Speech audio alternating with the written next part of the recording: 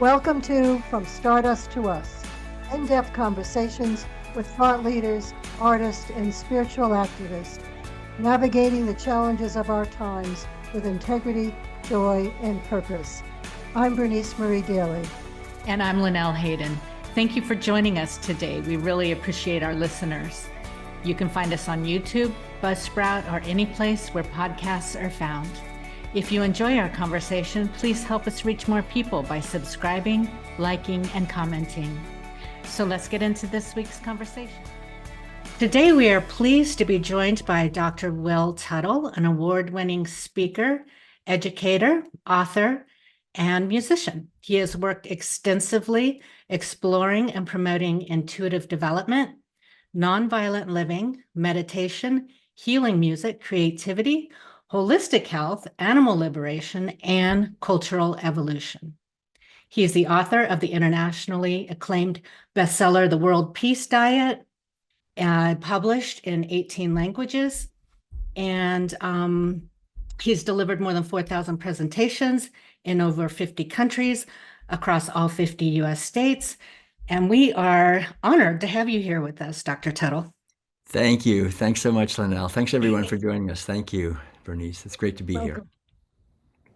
So I'd like to sort of familiarize our listeners. You're very well known in the plant-based world, world of spirituality, animal advocacy world. So that's not generally our base of listeners. So I'd like to sort of familiarize them with your journey. You've worn many hats: musician, spiritual speaker, author, monk, animal advocate. I'm just wondering if there's something that when you look back on your past, was there something in your childhood or in your journey, your young adult years that sort of set you on this path to teach about and live so compassionately?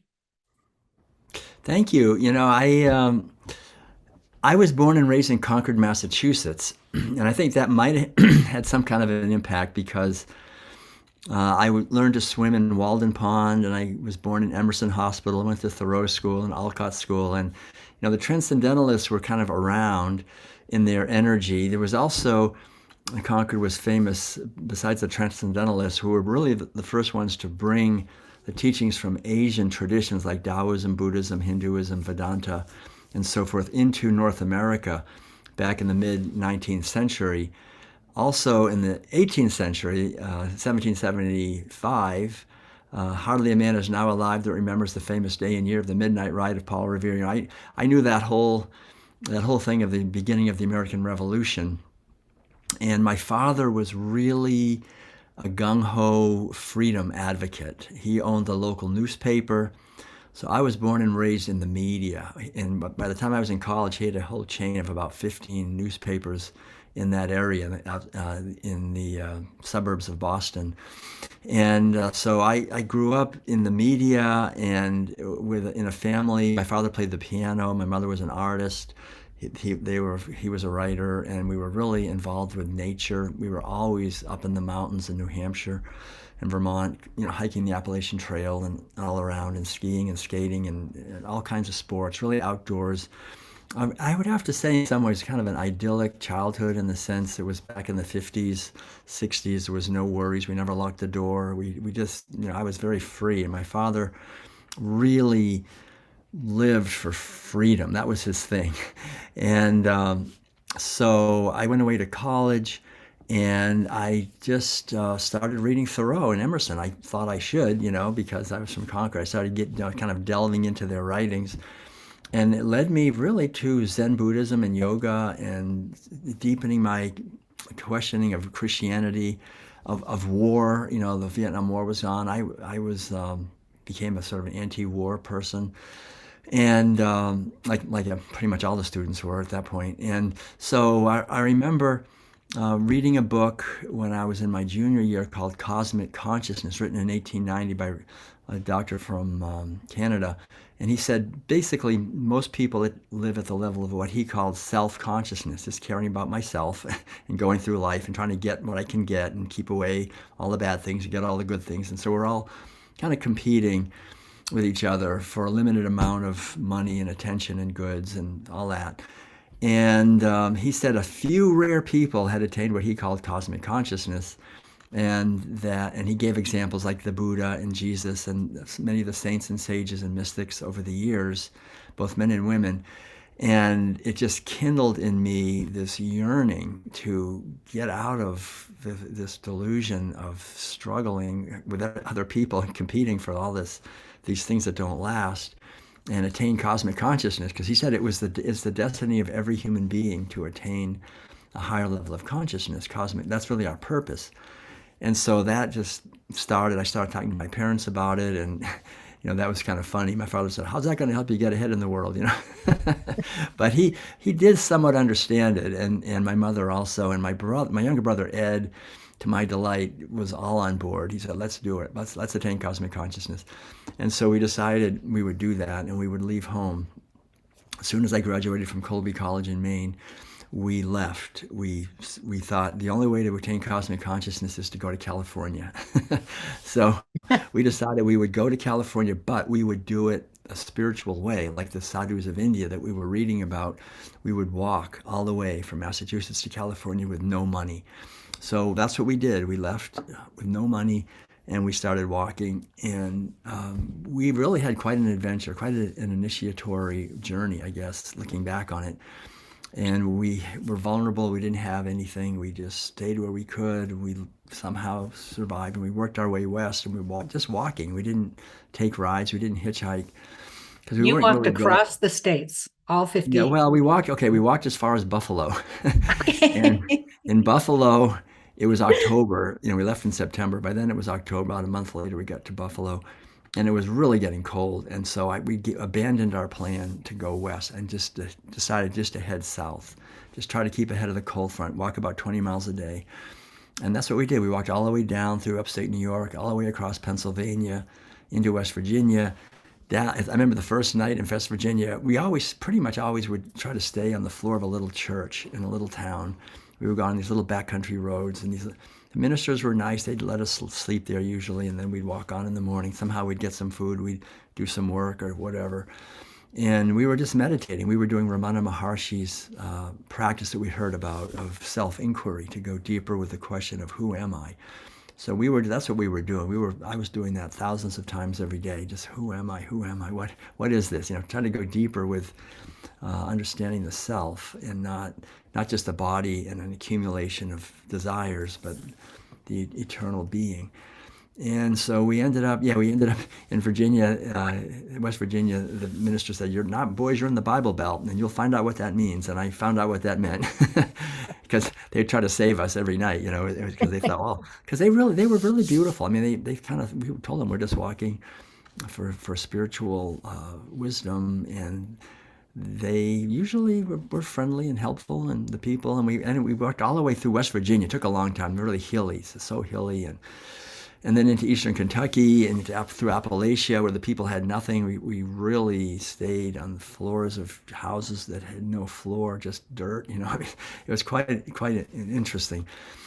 And we stayed mostly in churches, sometimes in the forest, sometimes in rescue missions, a few times in jails. All kinds of things. And we ended up getting through West Virginia into Tennessee, and then down through Tennessee. In south of Tennessee, we had heard about a community called the Farm. And the Farm in 1975 was the largest hippie commune in the world. And they were about 900 people there, and they were pretty much all from California. They were from San Francisco. They were following Stephen Gaskins, who was a spiritual guru in Golden Gate Park, giving lectures, a Monday night class. And so we heard about them. So we lived there. We went to the Farm, and I worked on the printing press, because I was that's what I knew. I knew how to print books and things. And so we were working on printing books there and learning and living. But they were all vegetarians, and that was it. We were still eating meat, because we would eat whatever we could get at that point. But I remember the fellow I was talking to informed me. I said, "Why are you guys vegetarians?" And he said, "Well, most of the food we're growing, instead of feeding it to people who are hungry, we're feeding it to animals, and that's wasteful. Most of the food we grow, like 80%, we feed to That's cows and true pigs and today. chickens Yeah. and other animals. And there's people hungry who could eat it, Mhm. but they don't get it. And then that injustice causes war, and it also causes people, refugees having to leave, and conflicts and all these things. And then he said there's another reason too. Do you know what the animals go through that people are eating? And he explained to me a little bit the hyper confinement of these poor animals and the routine sexual abuse and mutilations and all this horrible violence. And by the millions, it's like, wow. So it was kind of like on the movie The Wizard of Oz when Toto pulls the curtain back and you suddenly realize what's really going on in Oz. I felt like I really suddenly saw this tremendous violence in our society that we kind of hide and pretend that it doesn't matter. That it's just, we're good people. We like a good steak. We like a good cheeseburger. And, God gave us the animals to eat. They don't have a soul like we do, and we're superior and they're inferior. So it's no problem. We'll get around to it. Someday maybe we'll have a better thing for them. But, we have much more important problems. We have lots of human problems, and we're much more important than they are. So, we'll get around to it. Sooner or later, we'll give them a better life. But, right now we really need the protein, and, that's it. And so that whole narrative exploded with these people because they had about 200 children that were born on the farm, and they were all vegetarian. But the thing is, they said vegetarian, but they meant vegan. No one knew the word vegan in 1975. It was unknown, but they didn't eat meat or dairy or eggs or even honey. So it was just pure plant-based and whole foods pretty much. It was, back in the days, there wasn't any processed vegan food. You couldn't get vegan anything like cheese or meat. So we were just eating beans and vegetables, basically, and rice and bread, or those kinds of things. But everybody was thriving. Everybody was healthy and happy. It was like it was hard work. We had to work hard, but there was a sense of joy, a tremendous sense of joy, and that was the thing I really experienced for the first time in my life.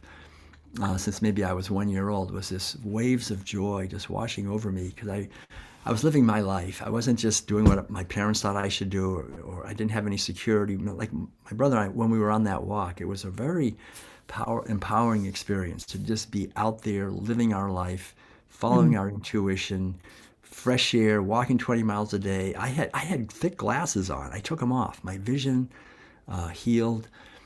My body, everything. It was just remarkable. And then moving to a totally plant-based way of eating. But then we left there and we walked farther south. We walked down to Alabama, and we ended up in Huntsville in a Zen center. We heard about a Zen Buddhist center. So then we had the chance to just meditate. That's what we really wanted. So we could meditate like 8 to 10 hours a day, every day. We just sat there, and we managed. My grandmother sent us $10 a week, and we lived on that somehow. So what did Back in the that's quite day. an experience for Yeah, young people. I mean, just right. It go was out so into the world. great. I mean, I feel like enormously blessed that we just left home. We went through this thing, and I've never come back. I lived in these meditation centers there, then in Atlanta for about a year, and then I ended up coming out to San Francisco. I lived in a Tibetan Buddhist meditation center there, Kagyu Dorden Kunchab, and for a few years, and then I went back to Zen again. And then I shaved my head in 1984 and became a Zen Buddhist monk in South Korea.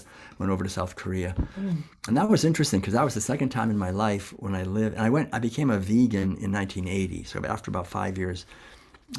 We were at the farm in 1975. So I became a vegetarian at that point. And then about 5 years later, I gave up the dairy and the eggs and leather and silk and all that.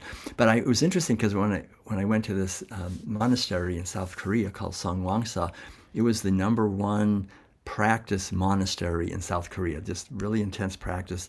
We would get up at 3 o'clock in the morning and start the day and meditate till 9 o'clock at night, from 3 a.m. to 9 p.m. So it was intense. I took a vow of silence for 90 days and just did a lot of inner work, continuing on. I've been living in meditation centers anyway, but this was a real great opportunity. But I realized I was in a community that had been practicing, again, what we would call veganism for 750 years. Oh, So it wow. wasn't just this new hippie thing Hmm. from California. It was an ancient wisdom tradition.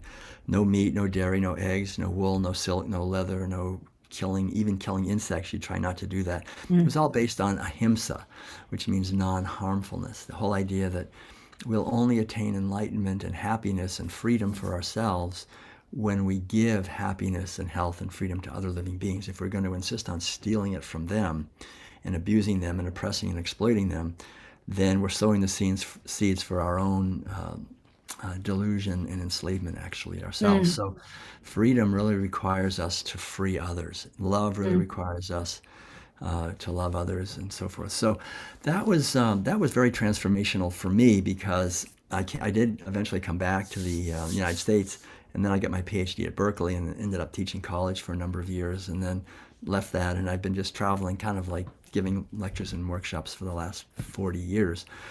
And but that foundation, I guess that, to answer your question, that Mm. was really it. It came, I think, out of the spirit of Emerson and Thoreau and the transcendentalists and the revolutionaries, and but really taking it within to try to create a benevolent revolution or evolution away from our mistreatment of animals and each other and ecosystems to a way of living that's based on kindness and respect for all forms of life. Mm. There's one Beautiful. life living through all of us, so Mm. whether we're human or not, just to have respect for all Yeah. expressions of life. Yeah. Beautiful. Thank you. Amazing story. That's an amazing story. And sounds like the foundation of your life as you were going on, really the spiritual and probably psychological and cultural foundation of your how you've lived your life. Um, I do want to talk about your new book, The World Peace Way: Six Keys to Health and Harmony for All. But before I jump into that, um, I've heard you on other conversations that I've been exploring that you talk about our resistance as personally and culturally to confronting our herding mentality, that we've been doing this for thousands of years, this herding of animals. And I was curious, as I said early on, I am not a vegan or a vegetarian.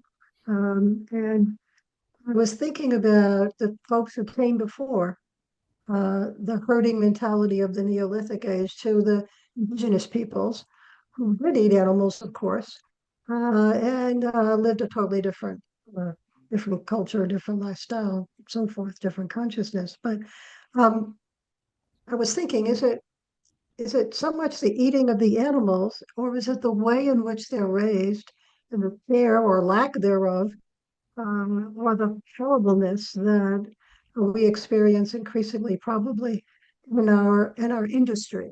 I'll just stick to the United States, although I'm sure you could speak from around the world. So I was sort of in my mind wondering, the herding mentality, the industry, the folks who survived for thousands of years eating animals, but not from our point of view, if you will, current mainstream culture. I was wondering if you could say a little bit about that. Sure. Yeah, that's a great question, Bernice. I think, essentially, people have been. I mean, we really don't know what happened in the past that well. We have certain official stories about what happened. We have what happened on 9/11. I don't know. What happened on what happened. All these different things. What happened if you go back to prehistory? It's a little hard to say, but scientists, researchers pretty much agree that the first time we started herding animals was about 10,000 years ago in what is today Iraq. And it was wild sheep and then wild goats, and then later, about 2,000 years later, wild cows, and then other animals. Before that, animals lived freely. They may have been hunted in various ways and eaten that way. But when we start herding them, that's I think the watershed revolution in humanity. That just changes our entire relationship with each other, with nature, with animals, with everything, going from being embedded in nature, and the animals are mysterious and powerful and respected cohabitants of the earth with us, to owning them as property. So it was a very gradual revolution. It took thousands of years. Yeah. But Makes gradually, me think of we, sort of the transition to the Neolithic age when we kind of, as a species, started settling down, I yeah, guess, right. and starting And yeah, owning things. Yeah. right, right. Yeah, yeah, and settling down and we had agriculture, we had plant agriculture and animal agriculture, but animal agriculture herding is a whole different thing. Because you have to use violence and you have to you have to they do not want to be confined. They don't want to have their babies stolen and killed. They don't want to be impregnated, more than, but you want to. So you look deeply into this and you see that animals were reduced from being mysterious cohabitants to being property or to being pests gradually, because they could interfere with our property. And it also led, for the first time, gradually to the rise of a wealthy class that was superior to everybody else. They were called the kings. I used to teach college courses in these ancient texts like the Epic of Gilgamesh and the Iliad, the Odyssey, the ancient Old Testament writings, and the other books. I've studied all those. And there's always kings, right? There's always these kings, and they're kings because they own capital. The old Latin word capita means head. They own capital, head of sheep and goats and cows, and that's their wealth. And then they need lots of land for these animals, and they need lots of water, and they need so forth. And I remember I used to teach Plato's Republic, and at one point Socrates says, somebody asked Socrates, well, if we want to eat meat, we'll have to go to war. And he says, absolutely. We'll need more land. We'll need more water. We'll have to go to war if we want to eat meat.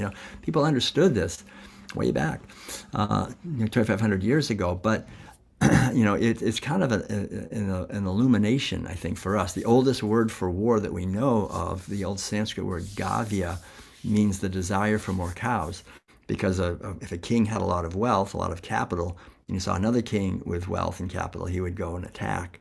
And there would be these huge wars over land and water for livestock and for more livestock. And that led directly to slavery, because whoever lost the war, not only would the livestock become the property of the victors, but also the people. So we had this arising of a kind of a very warlike patriarchal society where women were also, their status was reduced because men are looking at females as breeders, as the years go by. And so we want to have, women who have strong stock who will give us good sons that are strong. And so women are now bought and sold like chattel property, if you read these ancient texts, and just owned. And boys are harmed because they have to become hard and tough and disconnected from the sort of natural feelings of tenderness and sympathy and compassion.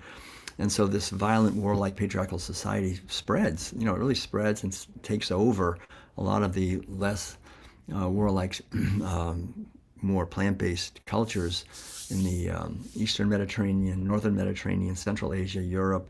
And of course, with the colonial period, the whole thing just spreads throughout the planet. And now it's still spreading through global commerce, and we saw it when we went to India, McDonald's, Kentucky Fried Chicken, Burger King, and then the IMF, the World Bank, and all this whole, and you've probably heard me say, I call it the military, industrial, meat, medical, pharmaceutical, media, banking complex. This whole complex that's all interconnected, and it feeds on itself, and it kind of works very well to concentrate most of the wealth in the hands of a tiny number of plutocrats, basically, who have so much money that they can control the media and the education and the governmental policies in many cases.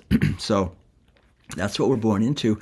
And that power that's invested in a few people is used for narrative control. That's the real power, is to control narratives, to control the thoughts that we have in our minds through the media, through education, through all the governmental agencies, through our whole indoctrination that we go through growing up in this society. And so we're indoctrinated to eat animal foods and to see others as enemies and so forth. And that works very well if you're running the military, industrial, meat, medical, pharmaceutical complex. So the whole idea in the work that I'm doing, it's weird. I feel like I'm like the only one who's making these connections on the whole planet. It's really weird. I mean, there's a few others, but not many are really saying that it's our enslavement and abuse of animals that not only causes terrific destruction in the outer world of environment and of our society, causing hunger, and of our physical bodies. We get pretty sick from eating all that toxic food. But what it does to the inner landscape of our consciousness And so I've really kind of analyzed that and how it reduces our capacity to make connections. And my Ph.D. at Berkeley focused on intelligence, which is basically the capacity to make connections. That's the definition of intelligence. And so if we're sitting down at the table and eating animal foods, we'd rather not make the connection. We don't start talking about the pig and what she went through in order for us to have bacon. Then we wouldn't enjoy the bacon, to think of all that suffering and violence. It's the same thing with all the food. It always causes suffering. So we learn as a whole society to stay shallow and disconnected. And that reduces our cognitive intelligence as well as our emotional and spiritual intelligence. We don't care about those animals. We don't care about the hungry people. We don't really care about these things. And that, I think, makes us vulnerable to being exploited. And we're being exploited, I think, tremendously by these forces. We get, we're going in for heart bypass surgeries. Our health is deteriorating. Our tax money goes for more war. I mean, all these things. The underlying war really is against not only animals, but it's a spiritual suppression of our natural wisdom and compassion that allows the whole thing to happen. So what I'm advocating really is what I call a resurrection of Sophia. Sophia was the ancient Greek goddess it means wisdom, really. It's the inner wisdom, the feminine wisdom within humanity, within all of us, that yearns to love and nurture and protect life, the children, the community, the environment. And that's suppressed if we're eating animal foods. We have to just don't care about cows and pigs and chickens, and we just learn. It's a wound, really. It's not, I don't blame anyone. It's like if we're wounded, we're wounded, So it's like healing that wound means to look at what we don't want to really look at, and then bring our life more into alignment with our actual values and change the way we're living. And then I think we begin to get healthier, physically, psychologically, culturally, environmentally, spiritually, on all these different levels, because animal agriculture erodes our health, physically, psychologically, culturally, environmentally, and spiritually. And that's the hidden thing. It's like Carl Jung said, the biggest shadow is the one that's the hardest to see. It's the most invisible. Yeah. The bigger it is, the harder it is to see. It's so ironic, And that's it, I think, in our society. Yeah. I keep having these questions pop up as you speak. This is really fascinating. Thank you. Yeah. Expansive answer. I appreciate that. I don't think that many, this as far as the shadow and people not wanting to look at what actually happens when we have such a animal based diet that's so heavy in animal foods. What happens not just to the animals but to the resources and the planet. And it's really a kind of a shoot the messenger message. They would, people just don't want to look at it because it's so painful. It is a wound. But as you were speaking, because you did make a connection to we all are living one life connected together. That's all of us, not just humans, but the animals. But that would also, that's all organic life, which is plants. So just devil's advocate here. What about the plants? Because I get that a lot. Plants are conscious. So how can it be justified to eat the plants when they are conscious as well, even though, it takes more plants and resources to feed the animals that we eat or humans eat? Is it justified to be a full-on vegan vegetarian because you're eating more plants and plants are conscious? And how does that all, I know this is kind of a vegan 101 question, but I know this is what a lot of people ask, and that's, so I'd like to get your take on that. Right. Yeah, you kind of already adumbrated the whole thing with you said that when we eat animal foods, we're eating a lot more plants than if we just ate the plants directly. And I think that's the main thing. I mean, my wife Madeline and I lived in an RV for 17 years with no home, just traveling North America, giving lectures and concerts and workshops. And most of North America has been basically reduced to vast fields of genetically engineered corn and soy and alfalfa that's not for human consumption. It's for these animals who you hardly ever see. They're stuck away in these sheds by the hundreds or thousands. or tens of thousands, and they eat a lot, and then all that excrement, and it's an environmental disaster. But so if I sit down and I'm eating anything, a steak or a piece of chicken or cheese, I'm eating enormous quantities of soy and and corn and all these other things that these animals had to eat. So if we really care about plants, we should definitely be vegans. And I think also there's studies that have been done on deforestation, which really is still going on very strongly in order to grow soybeans and corn and so forth for animals. And the researchers say it's somewhere between 80 and 100 trees that a vegan saves every year. So I think we're reducing the amount of plants that we're eating if we're eating them directly. And then the other thing is, after living on the road all those years, we bought a little house here in Northern California. We have a little bit of land, about a quarter of an acre, a little more maybe, that's devoted to a food forest. So Madeline and I planted 80 fruit and nut trees. We have 6 beds of vegetables, and we have grapes and berries and all this other stuff. And I can just say, the more you love these plants, the more they love you back. It's really the opposite. I mean, if I'm raising animals, it's like I've got to use violence. And I think because we live in a culture that's basically organized at its core around animal agriculture, which is based on domination and suppression of nature and animals, then we tend to do plant agriculture now the way we do animal agriculture. So most plant agriculture is large scale with lots of pesticide, herbicides, and fungicides, and monocropping, and kill everything except for one crop that lives there. It's pretty violent. But I think if we can go back to a more organic and more local growing of food, you can grow huge amounts of food in relatively small spaces.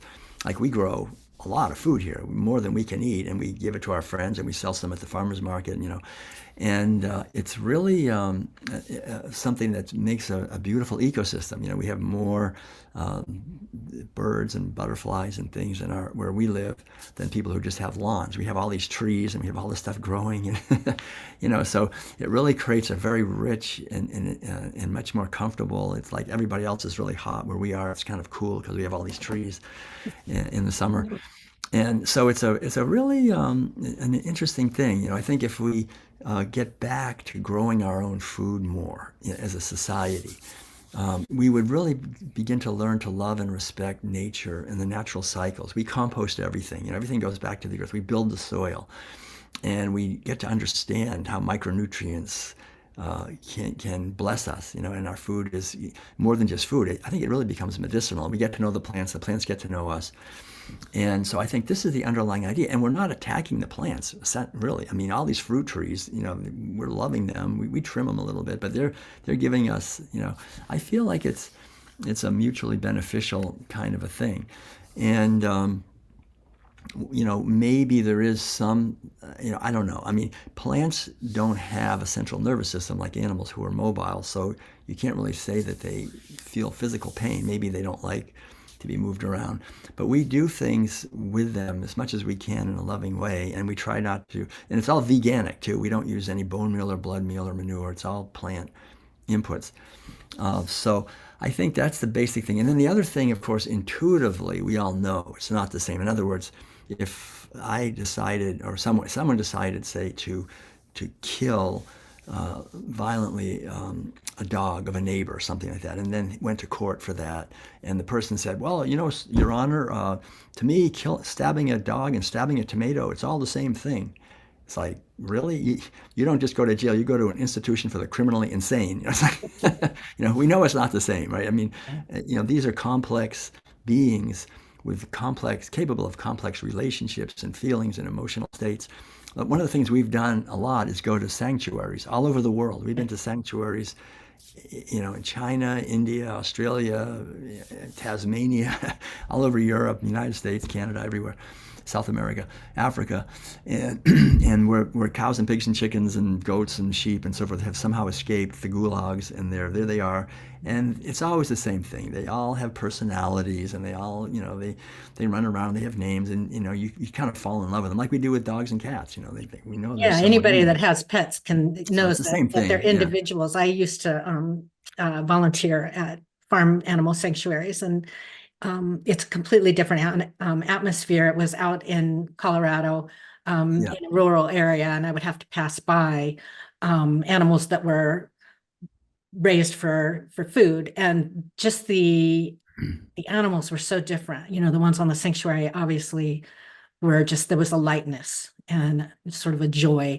And pigs are very intelligent. Well, they all have intelligence, Yeah. you know. Hmm. Kind of stumbled into what I wanted to ask you about there. That was, so we have this animosity, if you will, toward really the natural world and animals you're focusing on in particular. And yet we have these pets. And so it's an interesting dichotomy, it seems to me. And we spend, at least in this country, I'll just stick to the United States, you know, enormous amount of money on medical bills and on food and on special food and do this and coats and all. What's going on here? On the one hand, we don't care, and on the other hand, I take this, creature to bed with me. I mean, what is, what can you say something Yeah, about? that's a good question. I'm not. I think, I think originally these animals, like dogs and cats especially, kind of came in because they kind of help with animal agriculture. Like when we bought some land and built a house in Ecuador, and they really have dogs that are there to protect the chickens from the foxes and they're there, and the cats are also around to kind of kill the mice that might, so they're Right, really kind of right, useful. They're useful right, animals, right, and they were never romanticized. They were just, you right, didn't take care of them. They were on their right, own, and that was right. it.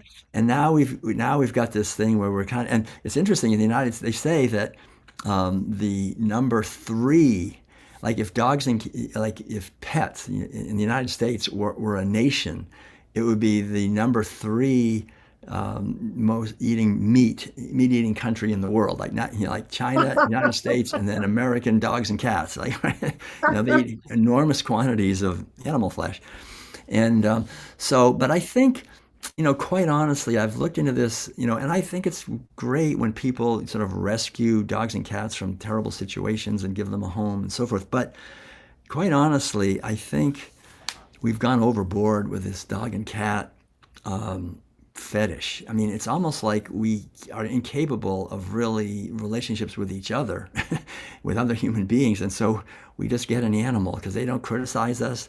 They don't do it. They just love us unconditionally. And we, or whatever. They're just, we can, and I think it's a bit of an addiction, really, kind of an addictive quality to it. Like I just have to have that kind of thing, that kind of feeling. So I think ultimately my view, quite honestly, like of the ideal situation is that we're living our lives in harmony with animals and nature. We're not afraid of nature. We're not, like you say, we don't have animosity or a sense of dominance of nature or fear. I think there's a lot of fear of nature, really, among most people. But that all the animals, the so-called animals, they have sovereignty. They're living freely, and we don't own them. We don't say this is my dog, my cat, my horse, my chicken, whatever it is. They're living like they did for millions of years. But I think at that then we could have beautiful relationships with them, on an equal footing, and we could learn a lot from them. They could maybe learn from us. But right now we're either hunting them and chasing them and they're terrified of us, or we're enslaving them, or we're destroying their habitat and they can hardly survive. We're driving a lot of them into extinction by destroying habitat. So all these things. So I think, the vegan mentality, which really isn't vegan, it's just simply, to me, it's just coming home to our true nature and seeing beings when we see beings rather than seeing objects that we can buy and sell by the pound. To me, that's totally barbaric. And respecting them and then letting them live their lives. And the beautiful thing is we could feed everyone on this planet. Like we have 8.2 billion, whatever it is. we could easily feed everyone on a fraction of the land we're using right now. According to all the research, like right now we're using, according to Oxfam, which is very conservative, Oxford University, very conservative, we're using roughly 4 billion hectares of land to grow all the food for us. And we could reduce that to 1 billion, like 3/4 of it. We could go back to forest and grassland and be habitat for wildlife. So, and we could feed everyone. If everyone ate a plant-based diet, we would need a fraction of the land, the water, the resources, the petroleum. We could drastically cut our environmental destruction and use. And there would be plenty of land for, and actually in every animal except for one is living right now freely in nature. I mean, we have right where we live, we have wild pigs on the other side over here. There's wild turkeys, there's wild geese, wild ducks, there's wild sheep, there's wild goats, there's wild chickens. And all these, the only one is the wild cow. There aren't any wild cows left on planet Earth. The last wild cow was killed in the 1700s in Poland, but they could come back. They could be living freely in the wild, and we could have a situation where the animals are living freely. And I think our spirits would be much more at peace if we could do that. And I don't see why we couldn't, actually. Yeah, the cows, just as an aside, that we think of as cows today that are raised in animal agriculture aren't really Yeah. natural either. Right. Genetically modified for food production. But I wanted to kind of backtrack a little now that we're sort of getting into the connection and spiritual connection, compassionate to all beings. And that is, you brought up the rise of the feminine, Sophia. And I believe that, there's a lot of indigenous cultures that think of Mother Earth, nature, as a feminine entity. And the violence that is being perpetrated upon her, the destruction right now, I think there might be a correlation between that and all the sort of spiritual madness or sickness within humanity that's happening. Like there's a breakdown in that spirituality. And when we think of the feminine, the spirituality of the feminine, it tends to sort of revolve around humans, but it's also, I feel plants are a feminine entity. And then, in our food production, we a lot of it is off of the feminine secretions, their babies, Oh, yeah. the Yeah. suppression of the feminine with the food animals. Right. So is there a correlation between, do you think, am I making sense here, between this violence, not just human violence, but violence on all forms of feminine energy and spirituality, and the sort of chaos that seems to be rising up? That's it. That's what I've been writing about. I mean, with animal agriculture, there's 3 things you've got to do to the animals. One is you confine them. Number 2 is you kill them. But the third one you have to do from the very beginning, which is you breed them, right? So that's as I've looked into this deeply, I realized that our ancestors back there, when they started herding animals, confining them, they hate that. I mean, we had, like, in our garden, we put, when we first moved here, the deer came in and started eating our trees and things we planted. So we put up a nylon fence, and it worked perfectly. They couldn't get in. But a deer got in at one point through a gate or something, and I came out, and she wasn't there anymore. She just like smashed down the fence. She destroyed the fence to get out. And I was like, wow, the worst thing you can do to a free living animal is try to confine their body. They hate that. They need to move, And so we had to, get a new fence. But what we do now is we just have these animals born into captivity, so they never know freedom. So they don't try to escape. They're slaves from birth. And so our ancestors, 10,000 years ago, when they started doing this, they started confining and having these babies born into captivity, so they didn't try to run away so much. But you had to sexually abuse the females. You had to impregnate them against their will, because the more you impregnate them, the more wealth you have, the more capital you have. Mm-hmm. So the whole idea is you impregnate them a lot, keep doing it, and then you need more land, you need more water, then you got to go to war. So it's always been the core of animal agriculture has always been sexual violence against the female. That's the essence of it. That's what we're causing. That's what we're paying for. That's what we're eating. And we wonder why, we have sexual violence towards children. I mean, these are not just females, they're female babies. I mean, in human terms, right? They're brought into heat and they're inseminated against their will as early as possible. You don't want to waste, feeding a female until you got to get her pregnant right away. So we have all kinds of hormones that are administered and everything, but it's all about dominating the feminine. And actually, science itself, right? Science itself, the very first science was men figuring out how to breed these animals to give babies that would have more milk and more wool and more flesh, be more docile. So science from the very beginning has been about predict and control and dominate and exploit the female and nature. That's what it's always been. That's what it still is. And that's why, from my point of view, science has no answers for us. What has science done for cows and pigs and chickens over the last 10,000 years? It's made their lives more and more miserable. They went from being loosely confined to being more tightly confined, to being hyper-confined, to being genetically mutilated, to being completely, just horrifically abused, as they are now. And science does the same thing to us. Really, if we really look, people think that somehow science is going to solve our problems. It never will. Science, the farther it goes, the more we evolve scientifically, the farther we are away from the truth. Because the foundation is wrong. The foundation is materialism. It's based on, this is all there is. Material, I mean, it's satanic, quite honestly. I'm wondering if you can give an example of what you mean by science not helping us or solving. What I mean is material, the pursuit of knowledge through materialism. I love, the idea of science as people having a community, doing experiments, trying to replicate those, and so forth. That has a good foundation as a possibility. But the underlying idea that matter is all there is, that we're material, that matter is all that there is, right? I mean, you can't, consciousness is sort of like, we leave that out of science. We have these theories, and that are all based on materialism. So there's a saying by Giordano Bruno. He said, when you button your coat, if the first button is wrong, all the other buttons will be wrong too.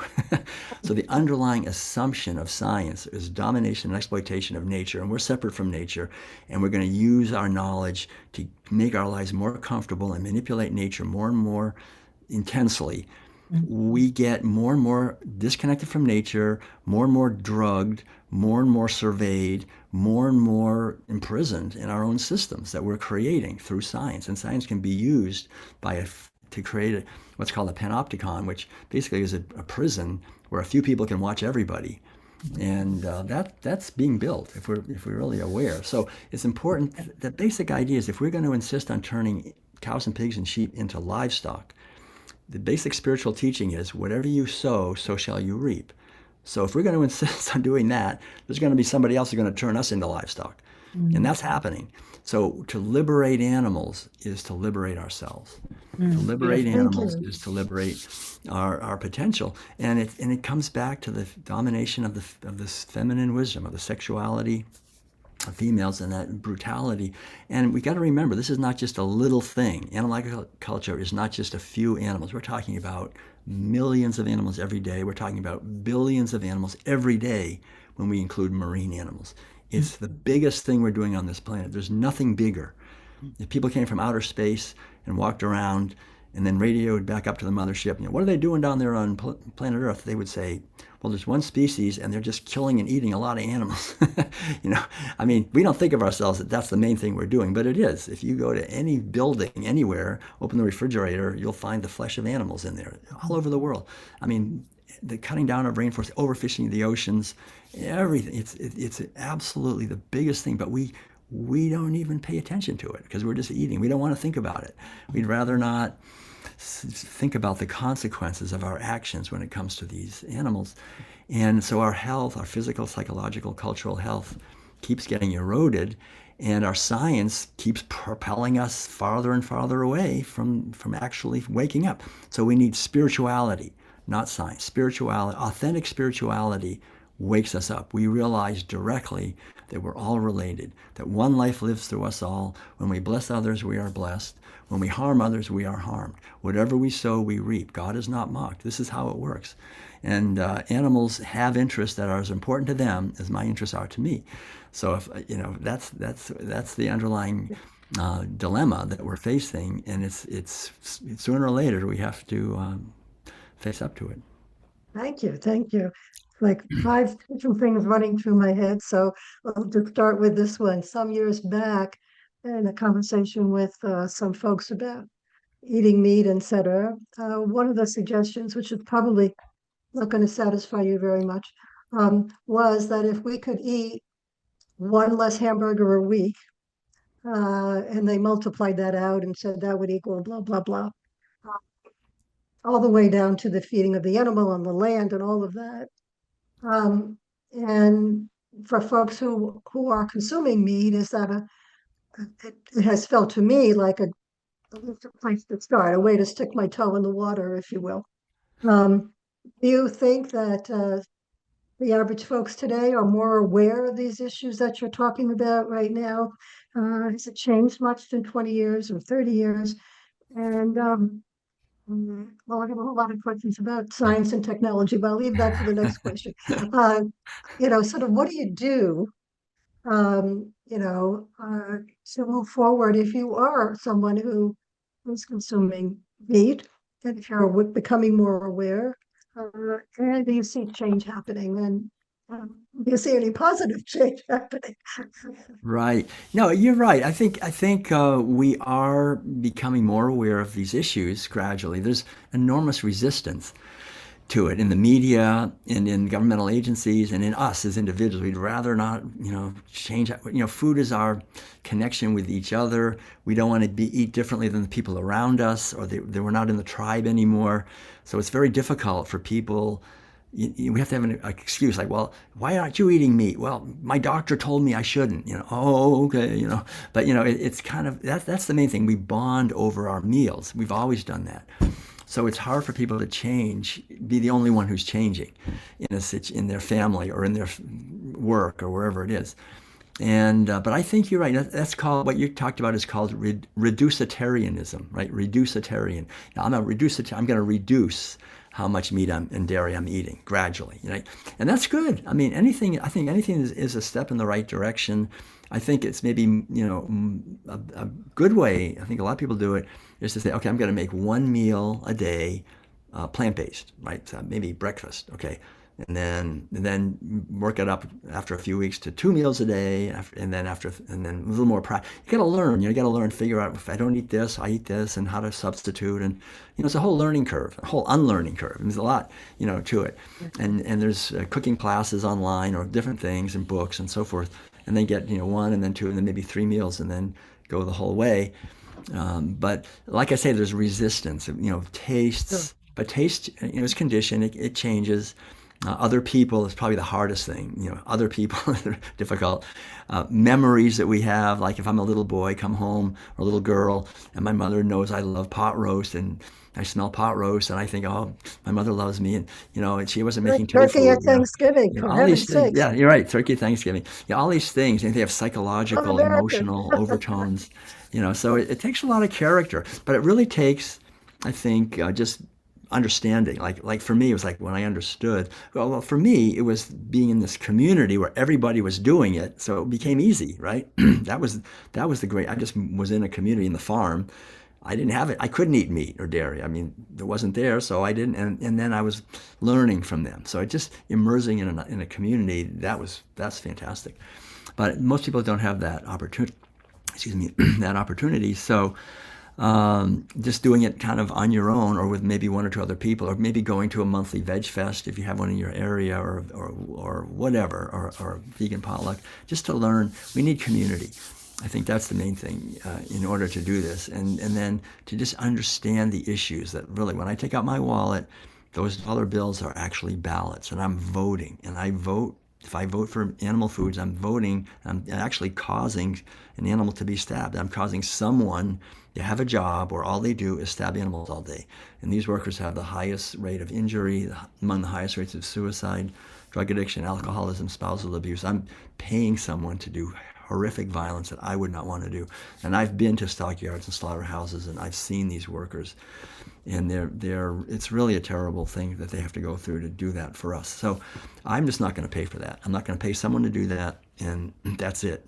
But it's that understanding. And the neat thing for me, like, I did it always for other beings, like for animals mainly in the beginning. I was just a young kid. I was healthy, more or less, but now I'm 72, and it's been so liberating. I have not been to a drugstore for any medication or anything in 50 years, or to a doctor, or had health insurance. I've stayed out of the medical system completely, and I've given like 4,000 lectures. I've never missed one. I've traveled all over the world.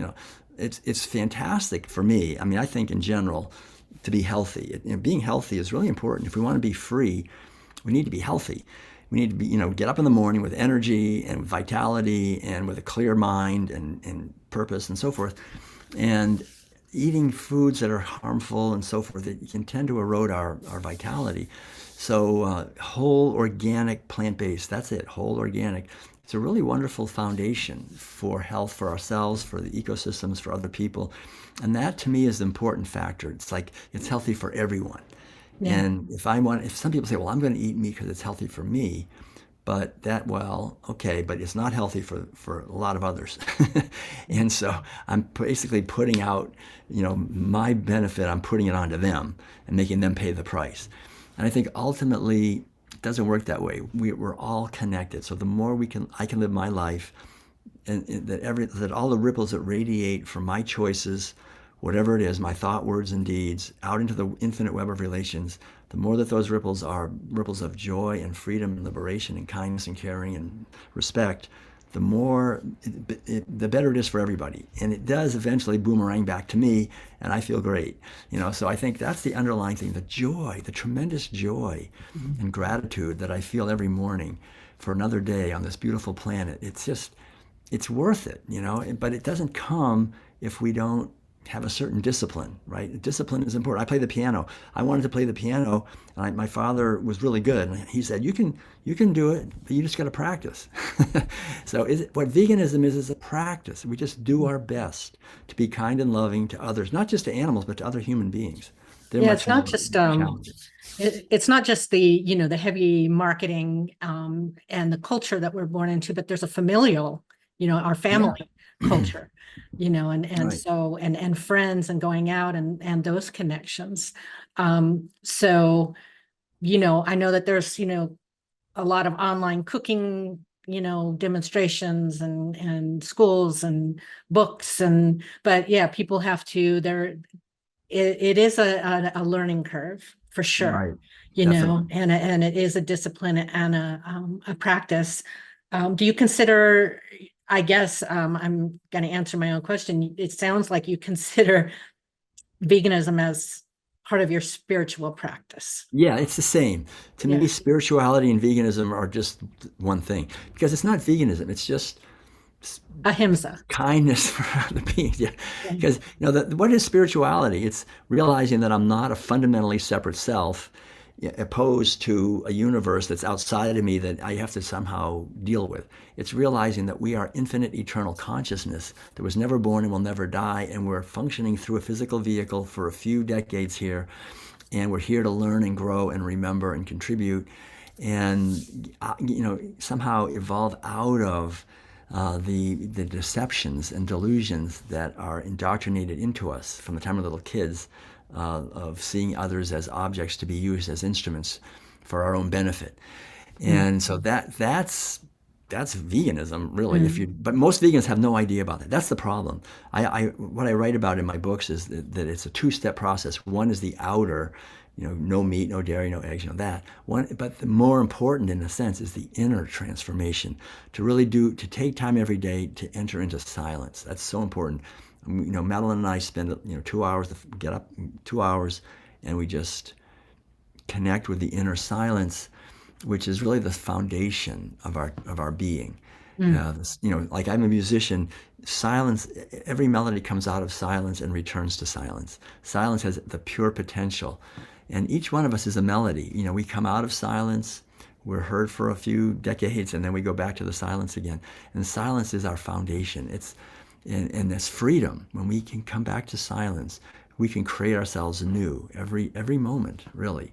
So a meditative life, to me, is the key to everything. If we don't have that inner silence and an ability to quiet the mind, because the mind is just driving us, all these thoughts and feelings propels us along. We've got to be able to stop that and just listen and get inner guidance, connect with our inner guidance system. My Ph.D. at Berkeley focused on educating intuition in adults, this intuitive wisdom, the rational mind, scientific, all that stuff.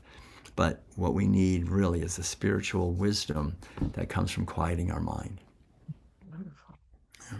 I want us to have at least a minute or two to speak about your newest publication, The World Right. Peace Way. You want to say a few words about that? Yeah, just briefly, the World Peace Yeah, Way, please. the subtext is, the subtitle is Six Keys to Health and Harmony for All. So I just basically realized that these other books that I've written are more philosophical, like we're talking, it's philosophical.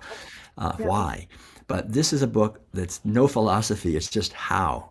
Like Okay. what do you actually eat, and what do you put on your skin, and drinking and water and air and all these things, and then exercise and spiritual practice and relationships and connecting with nature, the six keys, and having a purpose and being creative. Because I realized that health really is important for us to be joyful and to contribute health, and we need to take responsibility for our health ourselves, because the doctors really don't do it. The pharmaceutical industries, their motto is a patient cured is a patient lost. The last thing they want is you be cured of something. They want the money coming in like every month. So we are responsible for our health, and food is a big thing, but that's not all. That's one part.